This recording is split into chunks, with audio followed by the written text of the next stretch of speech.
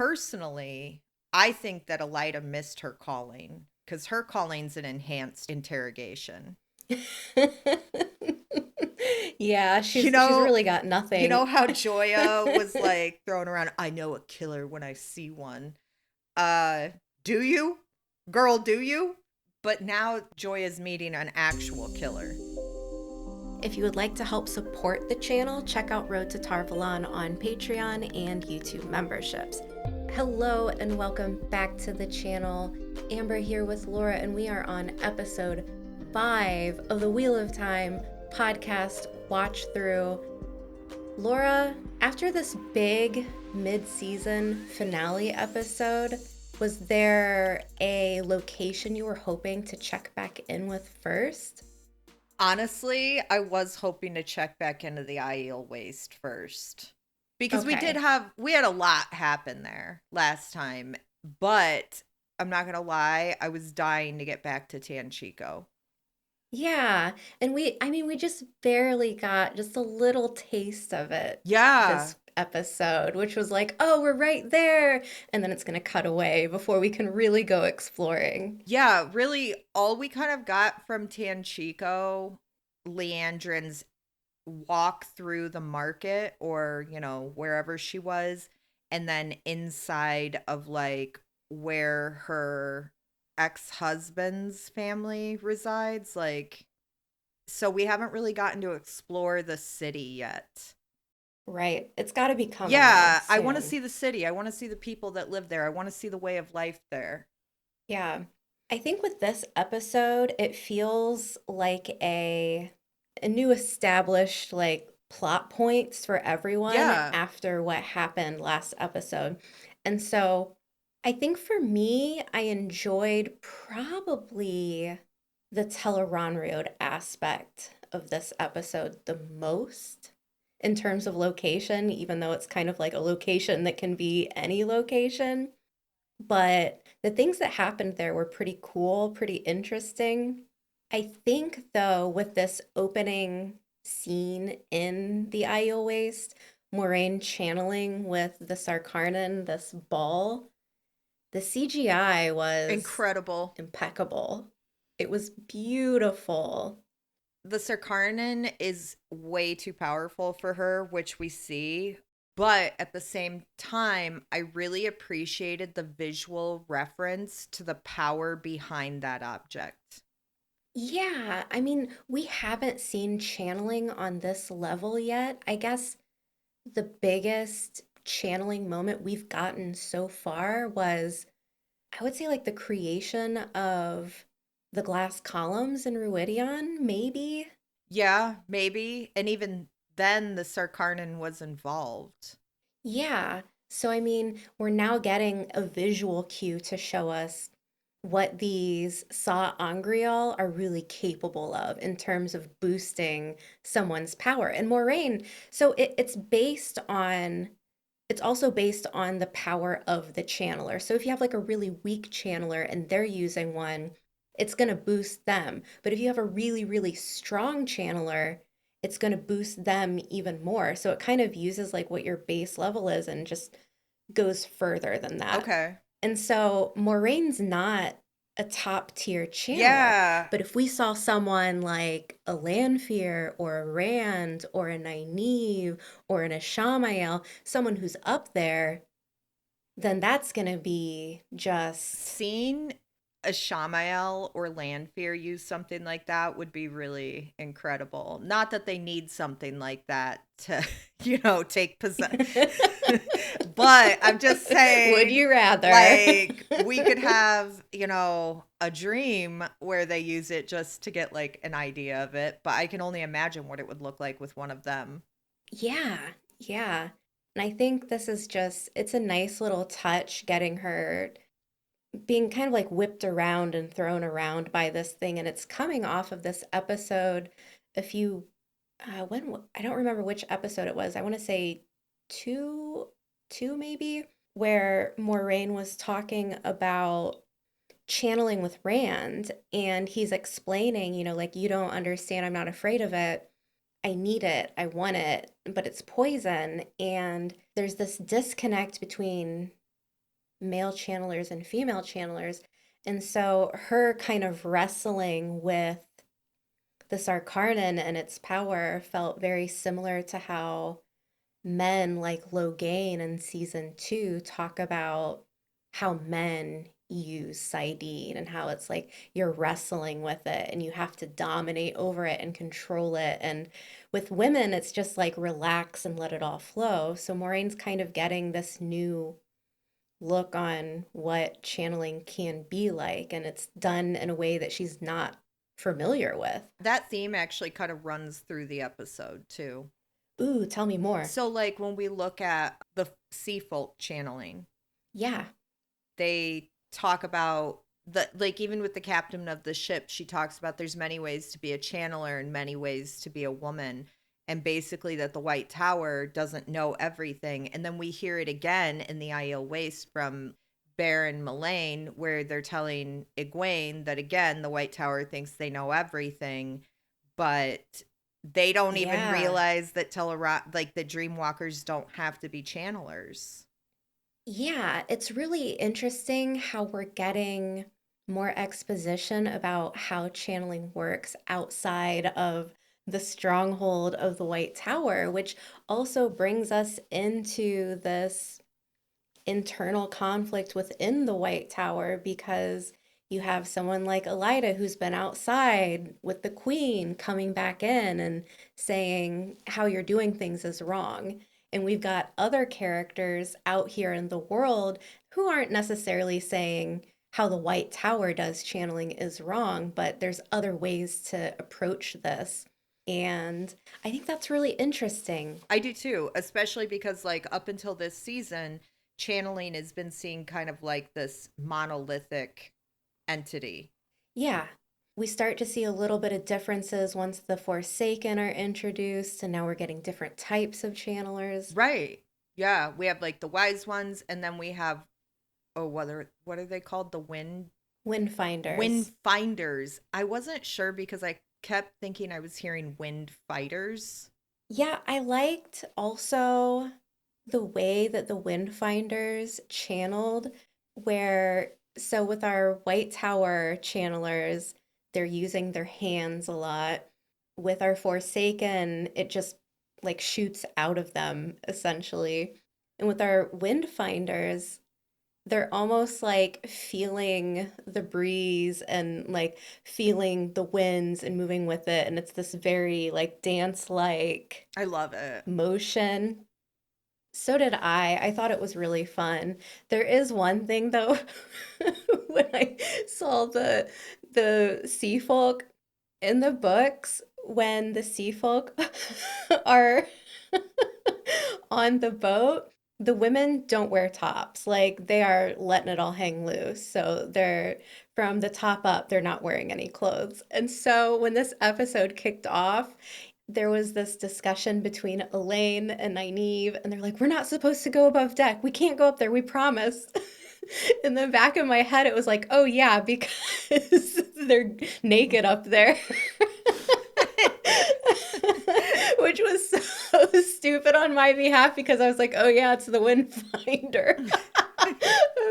It's the naked I ladies thought it up was gonna. there. Amazon can't have that. So you got to stay below deck. Right. And so when they go up, I was like, oh, they have clothes on. Okay. All right. Fine. This is where we're at. I was really excited about the introduction of the sea folk because there's been introductions that I was like excited about, but there are other, like the Aiel, we've been kind of hearing about them the whole time. The sea folk are pretty new. We haven't heard a lot about them, and we don't really, you don't really know what to expect. And then you're introduced, and it's like this totally different culture, but it's really beautiful. And man, I don't blame Elaine for dreaming about it.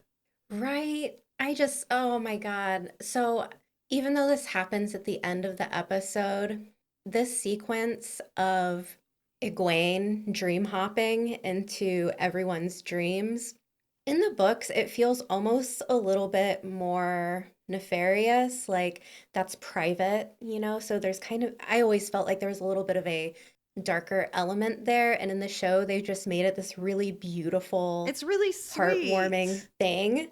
Yeah, and like her seeing Nynaeve and Elnor, I was just like, oh, my heart.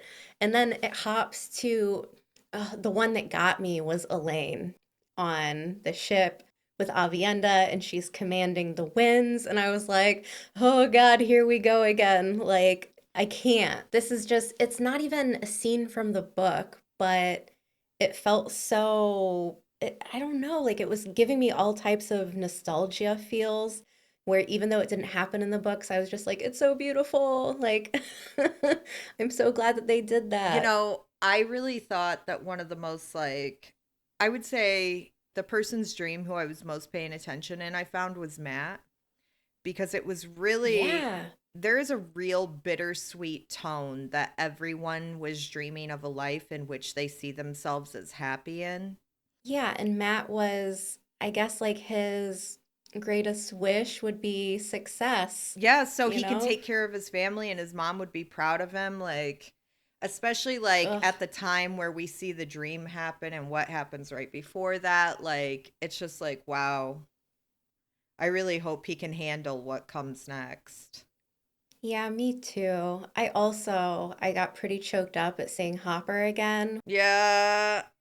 Yeah. But she doesn't need to make a habit out of doing that.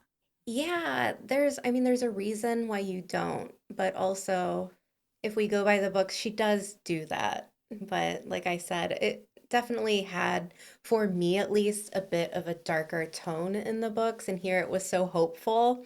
Whereas, like, I can't even be mad at that. I can't.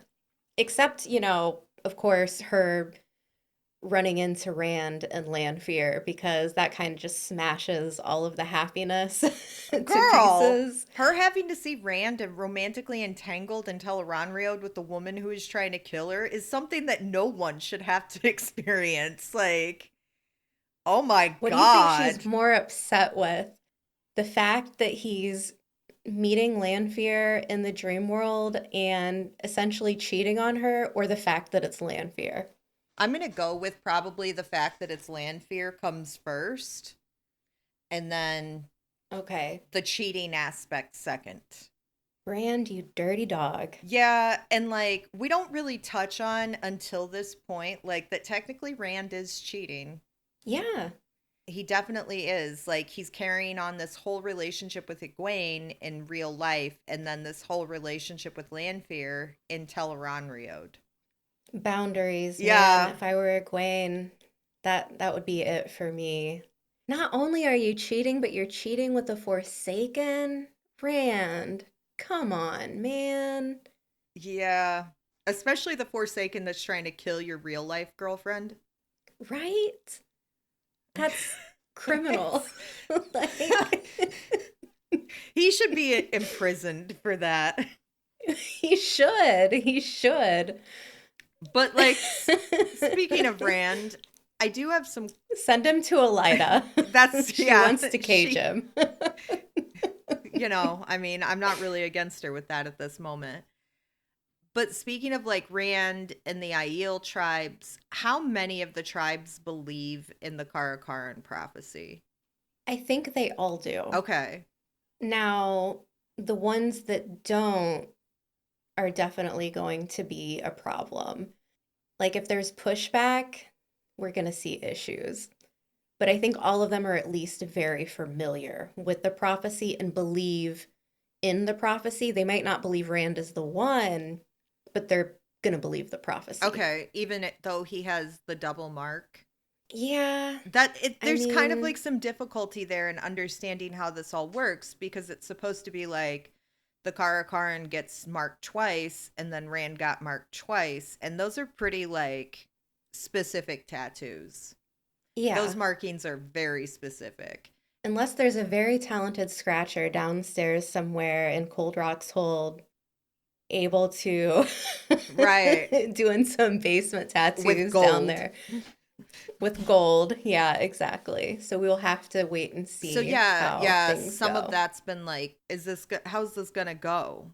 Because I mean, technically he has the marks, but like also there's, nobody knows him. And True. he's traveling like with two Aes Sedai, and there's a lot going on there. Yeah. I will say though that like the Cold Stone village, I loved it. Ah, Cold Rock's Hold. Yeah, Cold Rock's Hold was, I really enjoyed that. And I'm really enjoying like how we're learning about their culture, because up until now like the Aiel have been more of a mysterious people just known for red hair. Yeah, fighting, red hair. That's about sums it up. Dust Yeah. dust mask fighting red hair. Spears. That's what I knew up until like these last couple episodes, and I've really enjoyed like learning about how they live their lives. Yeah, and we learn that it is very common for people in the Aiel culture to be in polyamorous relationships. So, up until now, we haven't really gotten to see that Yeah, very yeah. much. And so we have Ruark introducing everyone, like, you've met my wife Bear, but may I introduce you to my other wife? And The roof we have that scene mistress of later. my heart. Yeah, shade of my heart. We've got that going on. We also, I want to say, I noticed something that was kind of cool with Lan and Melindra, because they have that little conversation and he's talking about, like, oh man, this sucks that I can't remember my land or my people. And so Melindra is telling him about the borderlands and what it's like there. And me and you had talked about it earlier, and she almost kind of just summed it up so perfectly, saying, yeah, it's a hard life being in the borderlands, but what I miss the most is the laughter and the poetry and all of these things that she doesn't have after losing her nation. And so she's saying, I miss the laughter. That's And then that cuts heartbreaking. into, yeah, and then that cuts to Moiraine talking to Lan about all of these futures that she saw. And she's saying, I saw it all, Lan. I'm not going to be at the last battle. Everything I've done is for nothing. So Moiraine truly believes that if she's not at the last battle, that means all of the work that she's done is for nothing. Lan, he kind of brings her out of it. He's producing some alcohol and they're drinking and they start to laugh, and it really clears out the tension. But I almost feel like if he hadn't had that conversation with Melindra about missing laughter and embracing that, he wouldn't have been in the right mind to go to Moiraine and give her the words she needed to feel okay and get out of this dire situation that she just experienced within Right. Tel'aran'rhiod. That's a really astute perception to make there. I hadn't thought about that, but yeah, I would definitely agree. I did think it was kind Thanks. of strange that Moraine was like, it's all for nothing. It's like, girl, what happened to being all for the dragon, no matter what? I don't know as though she'd ever considered that that would include her death. Right? And we've talked about Moraine being so focused on the Dragon Reborn and Rand and all of that that's encompassing this fight against good or evil. I guess she fully assumed that she was going to be there from the beginning till the end. That's how she always envisioned it. So, this realization for her has to be, I don't know what's worse, her coming to terms with thinking she was stilled in season two, or thinking that she's not going to live to see the day of reckoning, like the day of the apocalypse, Yeah. I can't imagine how hard it would be to be shown that you have to die for things to succeed. right? It's It's asking a it lot. is. It's the ultimate sacrifice of her. She's going to have to give literally everything to this, including her life. Giving up control. How is she going to get over that? She can't let Rand even make a decision on his own. And now she's finding out not only does he have to make his own decisions, but she can't even be there to help guide him. And I'm doing air quotes guide, where we all know she's not really much of a guide. She's more like beating him over the head with a stick, like, we're going to do this, we have to do that. And so Yeah, and that leads into like her pressing Egwene to get her into Tel'aran'rhiod so that she can see Siuan. And this scene is such a tearjerker because it feels like Yeah. Moiraine really believes she's not just gonna die, but that she's gonna die soon. Yeah. And in this scene with Siuan, we see Moiraine being tender in a way that we generally do not see from her. So like so much has changed since that day that they went into Katara's rooms in the tower. And I don't blame Swan for saying like I wish we'd never gone in there and basically just like stolen a couple horses and ran off to Tyr.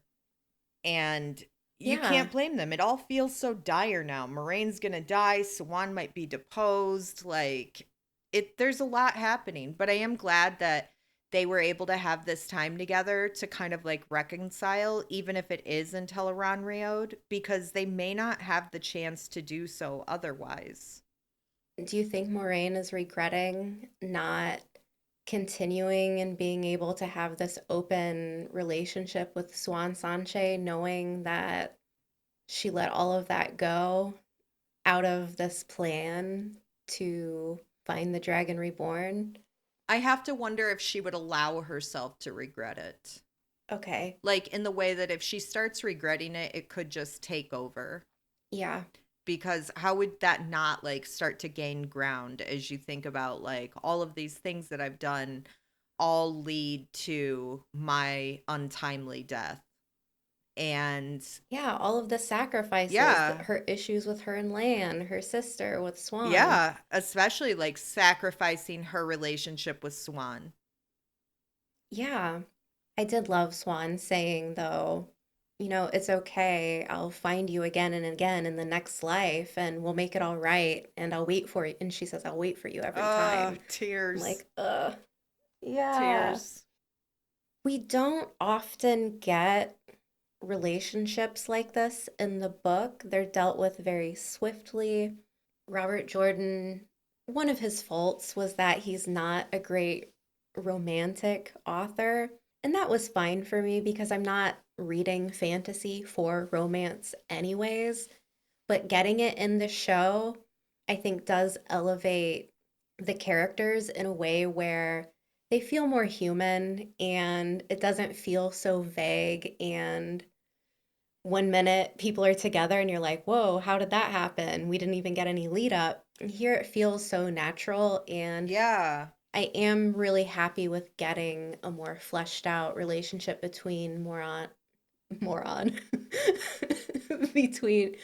between Moraine and Swan. So it's really It nice. is.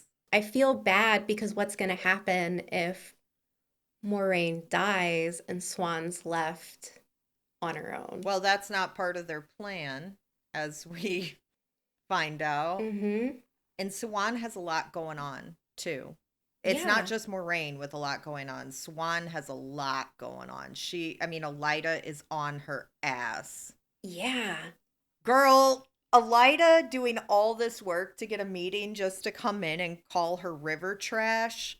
What on, like, oh my I was about to God. swing on site. The moment she said that, I was like, this is, but this is so Elida. This is why in the last episode, one of the last episodes we recorded, we were talking about the more antagonistic characters, and Elida is just so much, so much. And also, shout out to Sheree Agdashlu because one of the things I was hoping for with Elida is that the moment you meet her, she's going to show you what she's really about. And it didn't take her long in the show to really show up and show audience members this is who she is and this is how it's going to be. And every character that this actress has played in the past, I haven't seen her do a role like this. And so while I was watching her as Elida, I was kind of wondering, is she going to be more like a Christian Avasarala type character where I'm like, it can feel a little bit like she's being typecast, but no. She has the politicking aspect down, but it's a very different character. And I was glad to see her become Elida and me not have any preconceived notion about who she's played in the past. Yeah. Like I wasn't comparing her to anyone. It was just she's her. So she really does fill the Elaida role well. Great. Okay. Impeccably. She is a really inconvenient thorn for Siuan right now. Siuan's supposed to be preparing the tower for Rand, and now Elaida brings forth the real possibility of making that considerably more difficult. But Siuan comes up with a plan, like her and Verin and Leanne, they've got this plan to lay a trap for Elaida, and it's really brilliant. But like, when they're talking, Varen's like, whoa, whoa, whoa, we got to pump the brakes here. You got to have proof before conclusions because we don't really have time to chase around false leads. She's got a She point. does. She has a really great point there. But then we have like Elaida on the other side who's so desperate to win that she really just falls right into the trap. And because she's willing to use Adeleus when she's in a vulnerable state, it's with what happens like down in the 13th depository. Like, on one hand, you're like, oh man, that sucks. But on the other hand, it's like, well, you were willing to use Adeleus. And so you kind of walked yourself here. Let me ask you this. If Elaida wasn't interrupted by the Gray Man attack and she had killed both of the Black Ajah members, do you think that would have been enough for everyone to imprison her and say, you killed our only witnesses, you're clearly one of the other Black Ajah Let me members? say this. So, if the three of them who came up with this trap did not have somebody lurking around a corner like Mogideon in the Forsaken meeting, that was a mistake on them. Like, Explain. so like just seeing like, does Elaida break them out or does she kill them? That doesn't really explain anything. If she breaks them out, that's pretty cut and dry, but her killing them, like as we saw, can come from a menagerie of different places. So having somebody there who kind of is like listening in on what's happening, that would be the way to get an idea of where Elaida stands, whether she kills them or not. Well, weren't they? I mean, that was the impression I got because they definitely they popped up out of nowhere when that gray man struck. So I have to assume that they were like lying in wait to see what happens. Personally, I think that Elaida missed her calling because her calling's an enhanced interrogation. Yeah, You she's know, really got you know nothing. how Joya was like throwing around, I know a killer when I see one. Uh, do you? Girl, do you? But now, like, Joya's meeting an actual killer. Like, somebody, because, like, Nynaeve and Elaine aren't killers. And I think part of why Joya said that is because she knew they weren't killers and to, like, kind of guilt them into doing anything to harm her. But Elaida was like, I don't care. You can cry, you can scream. We are gonna do this until you tell me what I want to know. And she didn't even wait for Amako. She was like, whatever, useless, dead. Useless, dead. I'm surprised how many stabs that gray man got Oh in my before. God, right? Like, it felt like 100. Yeah, I'm surprised Elida's still upright. If any one of those would have hit her heart, there's no coming back from death. So, like, if her heart explodes, you can't heal that. Right. Uh, Did you notice when Elida was in Swan's humble Amerlin quarters? She was essentially shaming her, like the chairs are too simple, the carpets are too rough, your river trash, blah, blah, blah. But Fisher the way woman's hut.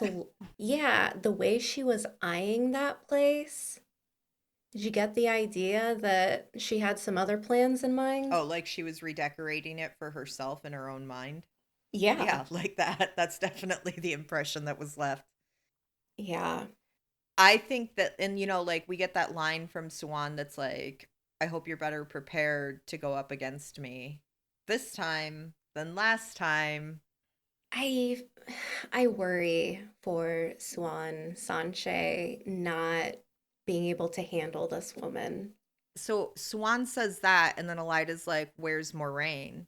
Which makes me wonder if Moiraine played some like integral role to Swan being named Amerlin the first time, or if like she's basically like, where's Oh, your little enforcer?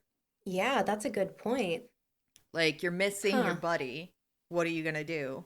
I didn't even make that connection. That's a good point. So let me ask you this. We learn about the heart thing, that there's four hearts. That means there's 12 sisters, 11 attacked them, so there's still one in the tower. Who are our options here? Ooh. And do you still think that Elaida, based on this little interrogation in the 13th depository, rules her out or not? I'm just not convinced that Elaida is Black Ajah. I Okay. think that Elaida has her own thing that she's chasing, like her own lead she's chasing down from her foretelling. And I think that's where her motives lie. As far as like the 12th Black Aja, it's got to be somebody we're seeing on screen. I'm still not convinced Verin isn't working for the Shadow. Okay. Like, What are your thoughts on this? And also for people who are just now joining us for the first time, I know what happens, Laura does not. So I'm always curious about her predictions. she's always at the epicenter of information. Okay. And like, I don't know, there's been like some weird things, like the knife in the gray man's chest that she was like, I don't see that. Right? How did that gray man know where to find Joya? Because obviously that gray man wasn't there for Elaida. Like, that would be crazy if the gray man knew about that. So I assumed that the gray man was in the 13th depository for Joya and Amako, but like only a handful of people know about that. And we haven't gotten like, we've seen Mogideon spidering around a lot of places in Tanchico, but unless this is happening off screen in the White Tower, we haven't seen her doing that in the White Tower. So she has to be getting information from somewhere. True. I can't be convinced that the Dark Friend is Swan. Like, I just can't. I That can't. that would be It would quite the be twist. insane. That would turn everything upside down. But I can't be convinced it's her. I don't know how I feel about Leanne as far as that goes. Like, I guess it could be Leanne, but I feel like Verin is somebody that we keep seeing kind of playing on, I don't want to say both sides, but like who has some like questionable moments where you're like, what's going Yeah. on with you? I mean, I guess the Dark Friend could be like some nondescript character that's been on screen that we're just not like noticing or something. But I don't know. I think it's somebody that we're seeing on screen and that is I mean, actually who are our main Aes Sedai characters at this point that aren't already confirmed Black Aja? Leanne, Ver- Alanna, Varen. Varen, But Alana's Rima showed back up again. right, but Alanna is not in the White Tower. She'd have no way to know that Joya and Amako were being kept in the 13th depository. So it's got to be someone in the tower Who knows? right now. Yeah. It's got Hmm. it to me, it seems it has to be somebody in the tower right now. Plus Alana's got a whole mess of stuff going on. Like, I don't even know how she'd have time to fit being a Black Aja onto her very packed emotional schedule. Right. What do you think about this conversation that Elida had with the White Aja member, I think Alvierin? Yeah. So I think that getting the White Aja on your side is kind of something that people might not see this way, but I see it as like a pretty powerful alliance because they're the Aja of knowledge and like wisdom. And so if they're going to go with something, it would seem like it would have to be pretty solid because, like, as we keep seeing on screen, she's like logic and reason, logic and reason. Mm-hmm. So if the White Aja are siding with them, with Elaida, it would say that logic and reason is on the side with Elaida. Yeah, and they're kind of like the court of public opinion. If you could get the White Aja to see your plans as legitimate, it's a very big flashing neon sign saying, hey, this works, this works, this is a good idea. If you can't trust the White Ajah, then who can you trust? I mean, yeah.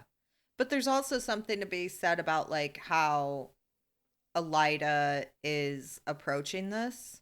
Cause she's Hmm. like, I can prove that Siuan is trying to like destroy the tower from the inside out. Preparing the tower for Rand and destroying it from the inside out, those are oceans apart from each other. Yeah. She's like, she's making some really big accusations. And when the woman from the White Aja basically was like, okay, prove it, she was like, I will, but at a later date. Dot, dot, dot. To be Yeah, continued. to be continued. I can't prove it to you right now, but later on, give me time and I can. Okay, we need to move back to the two rivers so we can talk about this escape plan Girl, and action sequence. oh my God. On the edge of my seat the whole time. Who do you think channeled in the cage? Was it Natty or was it one of the girls? It was one of the girls. There is no possibility that Matt's mom has been a channeler all this time. Okay. I'm sorry, there just isn't. Okay. Because, like, why would she be putting up with their dad's shit? True. If she could True. just, like, channel at him, then that could solve a lot of problems. But Mrs. Cawthon was way too quick to be like, I did it. Yeah. Like, the quickness at which she said I did it, I was like, she did not do it. That was one of those girls. How did you feel about some more White Cloak scenes? Girl, As much as I hate Valda, you know, as much as I hate him, him seeing the fog and being like, this isn't natural. Come on, we're gonna go bag us a real channeler. Pretty quick. Pretty quick. also not surprising from him though. He seems Yeah. to be a white cloak who is actually like, even though he's like a ultra zealot, he does seem to have like some ideas of what Aes Sedai are capable of and like, you know, kind of how things work, if you want to put it that way. But Valda running into Perrin, high stakes. Cause you don't know Definitely. how Perrin's gonna react. Running into what is the younger Hold's name? I always it Dane. is Dane. Okay, I always want to say Dane, but then I'm never sure. Him running into Dane, yeah. I mean, emotions are gonna run high. You killed my dad. Your dad killed my hopper. You know, there's a lot going on there, but it is a whole different scenario between Perrin and Valda. Valda tortured Perrin.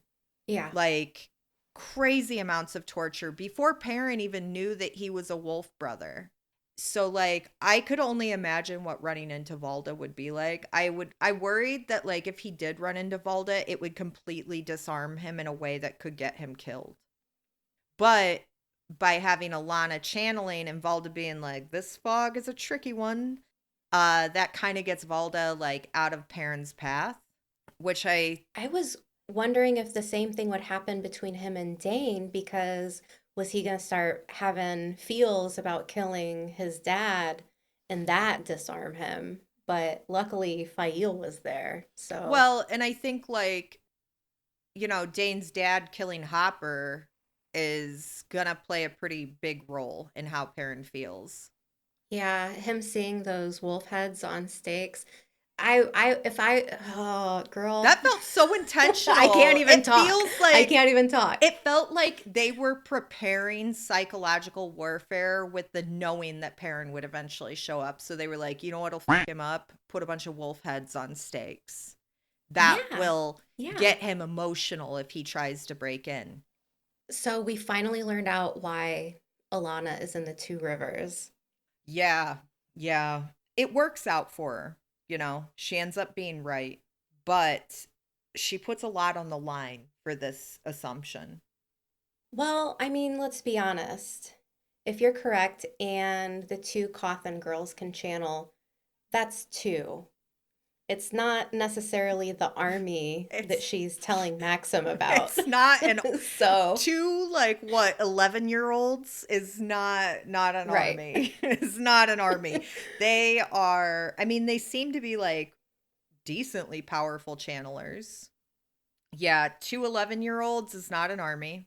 Two 11-year-olds are not warriors. No. But I think that, like, now that she's found the two of them, I'm hoping that she can find more. We will see. We will see. And also, maybe the Two Rivers has something more to offer than just channelers, because she is saying the blood of warriors are here in the Two Rivers. She obviously needs channelers for the last battle, for this war.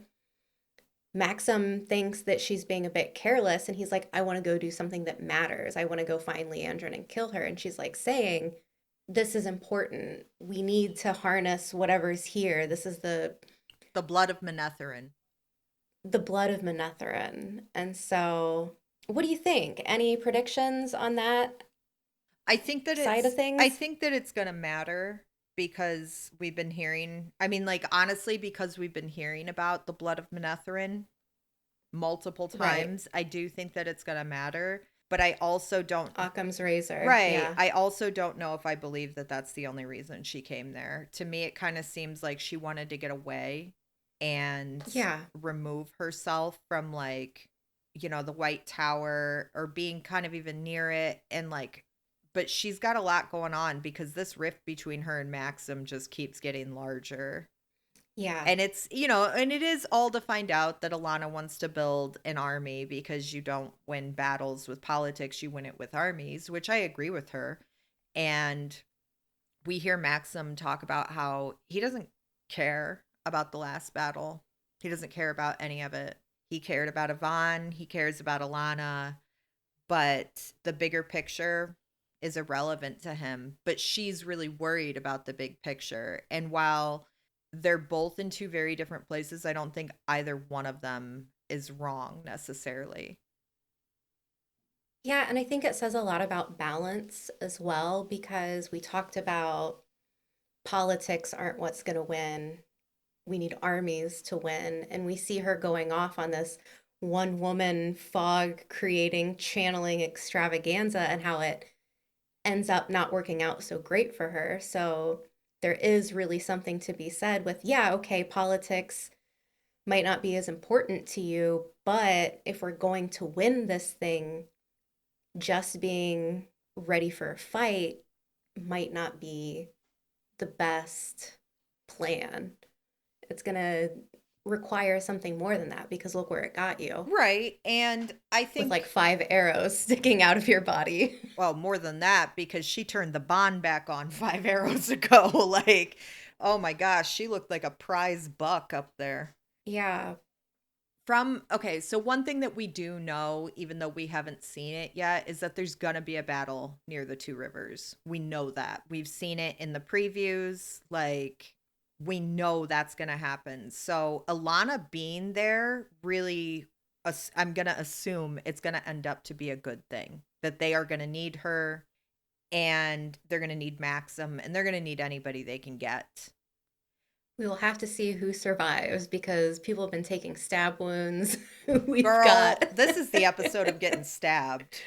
That's what It this really is. is. This is the Stabby stab episode. this is the holes in your body episode. We've got Ironically, Elaida. Elaida got stabbed a bunch. Alanna got riddled with bolts. Perrin stabbed. But, like, that's something else to think about. At the end of this episode, we have both Perrin and Alanna in really bad shape. right. And Maxim so, even took a sword through oh the yeah, side. Maxim took a sword and an arrow to the back. We've got a lot of, like, our key movers and shakers here in serious injury, with what I have to assume is going to rely on standard medicine. Yeah. There's no yellow Aja around. Yeah. Better hope that there's a new wisdom in town, because, yeah, Is there a new wisdom in town? we don't know. Maybe, maybe not. I don't know what happened after 90 left. Okay, okay. What if the new wisdom was actually Natty Cawthon? She's been roasted on a stick. Oh my god, So that scene was horrific. I do want to bring up one point that we haven't talked about that I feel like is important just to at least say. We did in this episode see Rand navigating Tel'aran'rhiod on his own, not being pulled in by Lanfear, Nothing like that. He showed up in Tel'aran'rhiod on his own, which means Rand is a dreamwalker. Confirmed. I totally missed that. Yeah, so he can do it. He's got the power. There is really something about the people in the Two Rivers. I think, the more we talk about this, the more I think Alana's right. There really is something about like the Two Rivers. And I know Rand isn't of the Two Rivers, but that doesn't disqualify that we have a wolf brother, two of the most powerful channelers born in like, however long. Then we have the horn blower, we have more channelers, and yeah, it's a pretty special place that I don't think you really understand how special it is until later. Yeah. Okay, so this wraps up this episode. We will be back next week. Please give this video a like and subscribe to the channel if you haven't done so. Also, if you would like to keep in touch, you can find me on Instagram, Blue Sky, and Discord. And if you'd like to help support the channel, check out Road to Tarvalon on Patreon or YouTube memberships. And with that, we will see you later.